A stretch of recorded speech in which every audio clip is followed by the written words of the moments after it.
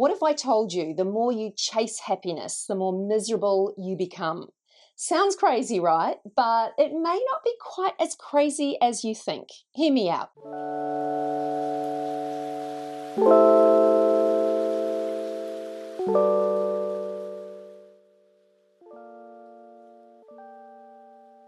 I've been thinking about the pursuit of happiness a lot lately and have even found myself down a few late night rabbit holes reading books on the subject and even here on YouTube watching lots of different videos. And what I've finally come to realize is that happiness isn't a destination like I'd always thought. I mean, how often do we tell ourselves, I'll be happy when ... when I get a dream job, when I find the right man, when I lose weight, when I finally have my life together? I don't know how many times I have said that to myself. But what I've recently realized is that this way of thinking is actually just setting us up for disappointment. Because I truly believe, and it's only taken me 58 years to come to this conclusion, that happiness is a side effect of living a life with purpose, embracing the messy and uncomfortable bits of life, and possibly, most importantly, letting go of the chase. So in today's vlog, I want to talk about what I'm calling the happiness trap, why chasing happiness doesn't work, and what we should be doing instead. So here's what I've come to realize. Happiness isn't something you can achieve, like an award or a trophy. Studies actually show that the more we focus on trying to be happy, the less happy we actually feel. Why?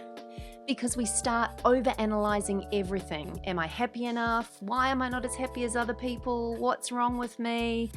Yeah. Obsessing over happiness can make us less happy for a few key reasons, which I want to talk about in a sec.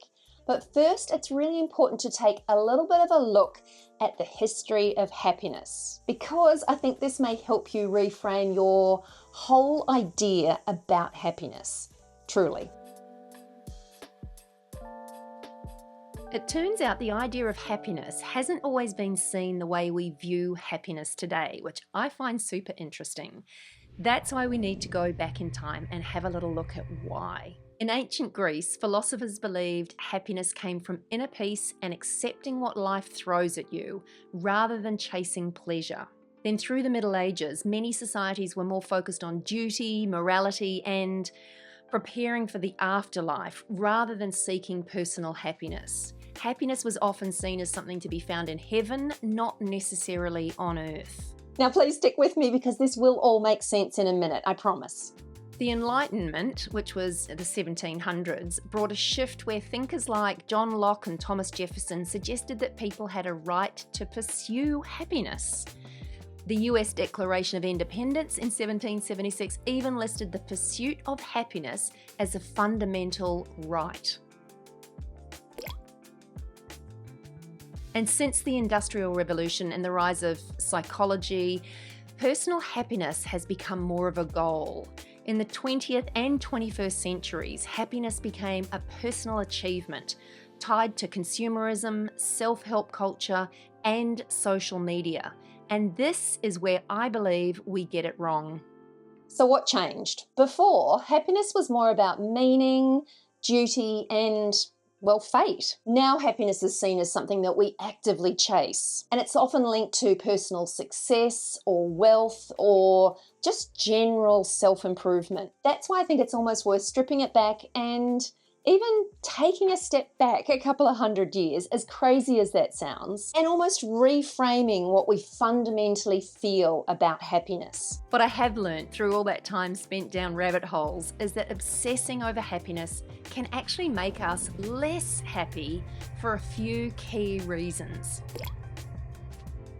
As you can see, the more you chase happiness, the more elusive it becomes. Psychologists call this the happiness trap. When you focus too much on whether you're happy enough, you actually become hyper aware of moments that you're not happy, which ultimately leads to disappointment.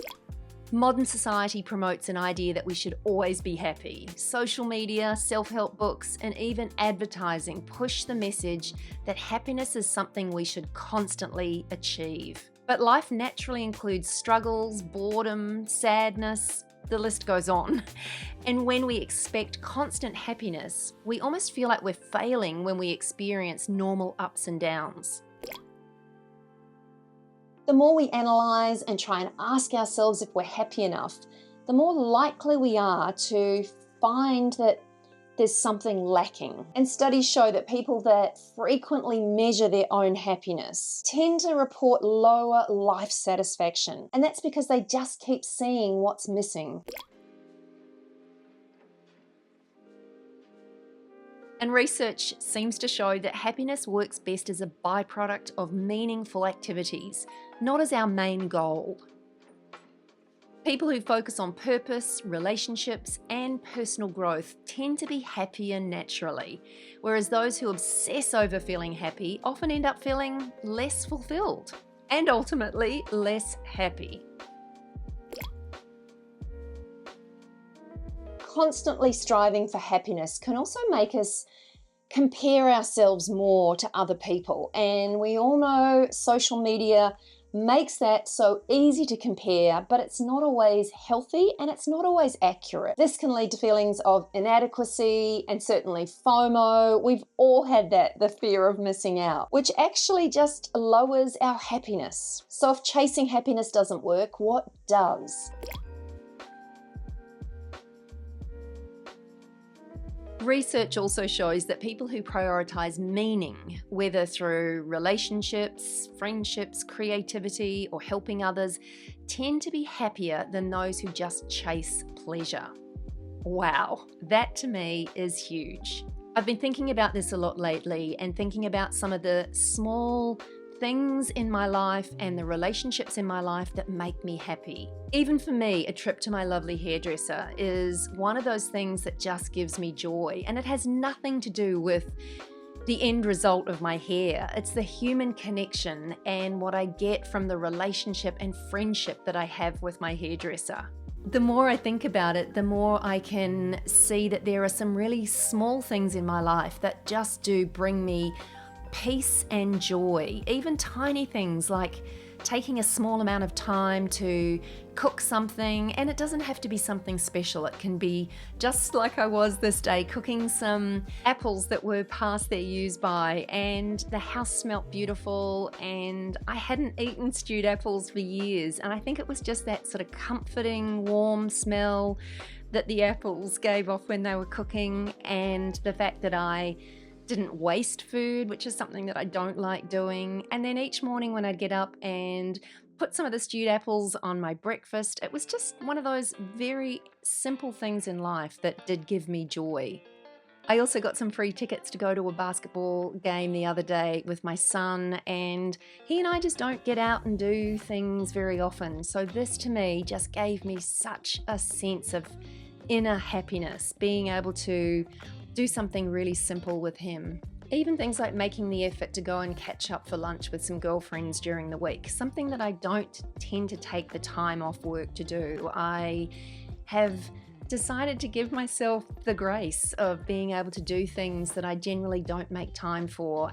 And it's reminded me that good friendships really fill your cup in a way that nothing else can.